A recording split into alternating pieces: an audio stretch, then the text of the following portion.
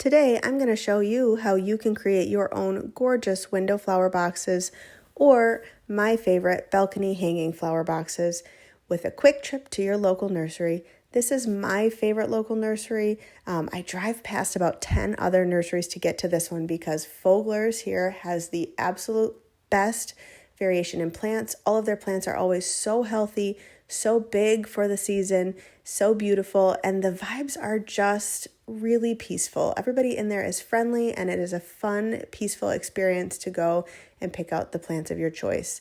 I highly encourage you to walk around your nursery and figure out which flowers really speak to you.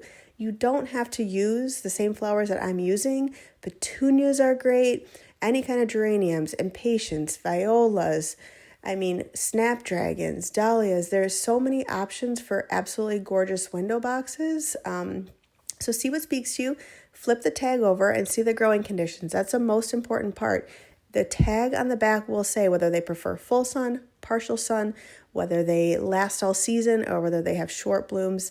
The biggest thing is you want to pick the right growing conditions and then pick one that has a long growing season. That is partially why I picked geraniums, because they bloom all season long.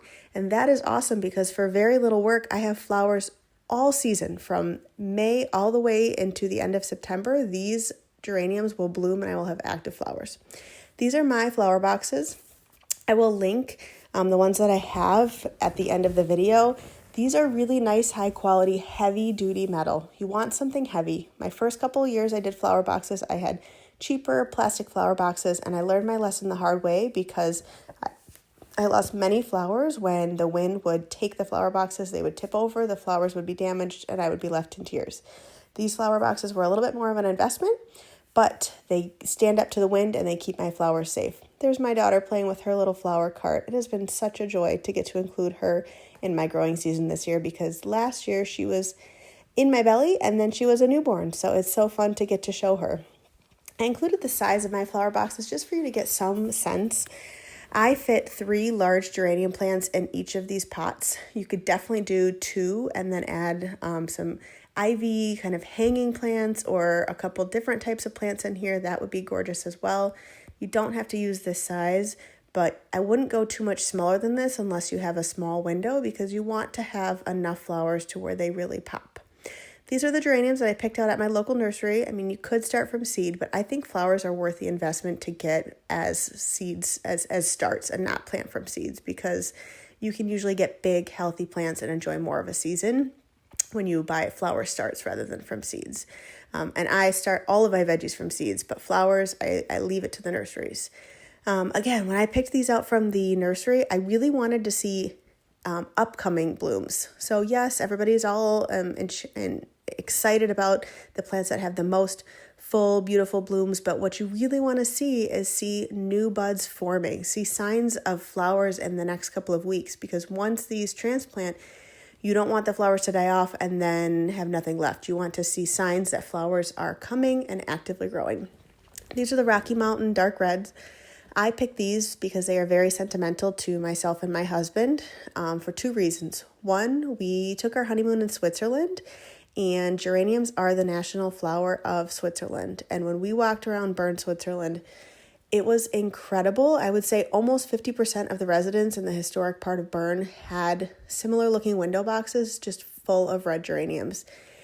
They say that is a very almost a patriotic sign there, and it is just so classy and feels very inviting when you're walking around an old historic European city and all of these red geraniums are just in full bloom hanging outside all of the houses. So it reminds us of that, and it also reminds us of the Grand Hotel in Michigan. We are Michiganders, my husband and I, and anyone who has ever been has heard of Mackinac Island. And the Grand Hotel in Mackinac Island is an absolute must-see. It is a gem of the state. It is an old, historic, gorgeous hotel, and they also have similar-looking red geraniums hanging off of their big porch. And so these red geraniums just give us a little taste of 2 trips that were very special to us right in our own backyard. So find your red geranium, find the flower that speaks to you, and make sure the growing conditions are right, and put that in your box and have fun with it. Switch it up every year. So the red geranium, you take it out of the little pot that it comes in.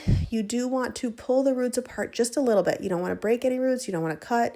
You just want to use your fingertips and just pull the roots apart a little bit so that they know, okay, this is our time to grow, to thrive, to expand. And then you can see those little yellow leaves there, and you can sometimes see some blooms that are spent that have kind of started to die back. You want to get rid of those.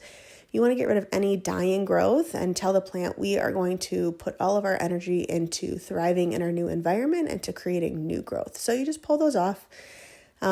Geraniums are a little bit of a pain to deadhead. I will say that. You do want to pick off the old dying back flowers at least once a week. It takes me no more than 5 minutes, but I do it at least once or twice a week. And that's how I keep my flower boxes looking really, really fresh, looking really colorful. I'm always amazed at when I'm looking at my geraniums and then I go and deadhead them and I look at them again 5 minutes later and they are so much more beautiful once the spent flowers are gone. So these are my flower boxes. I have 4 of these hanging off of my balcony. Each box has 3 large geranium plants in it, and I can see these from my window. Wherever you are kind of looking out is where I would put the flower boxes because these bring me so much joy every day to be able to see them. They're right in my eye line of my kitchen sink when I'm doing my dishes. The geraniums like a well-draining soil, so they like to be watered heavily once or twice a week, and then you want to make sure that they're not sitting in water. So for that reason, they don't do well in a clay soil. I do a mix of soil mix with some compost in there, but if you're a beginner gardener, there is nothing wrong with getting a bagged potting mix soil. Miracle-Gro potting mix saved me my first few years of gardening. So if that's what you got, that's what you got. Fill it with something with fertilizer and then make sure to fertilize every 2 or 3 weeks. Geraniums do like nutrients, as do all plants.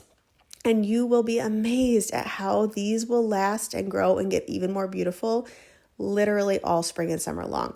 So find your geranium, find a flower box that's heavy and can stand up to the conditions that it's in, and enjoy seeing gorgeous flowers all season long.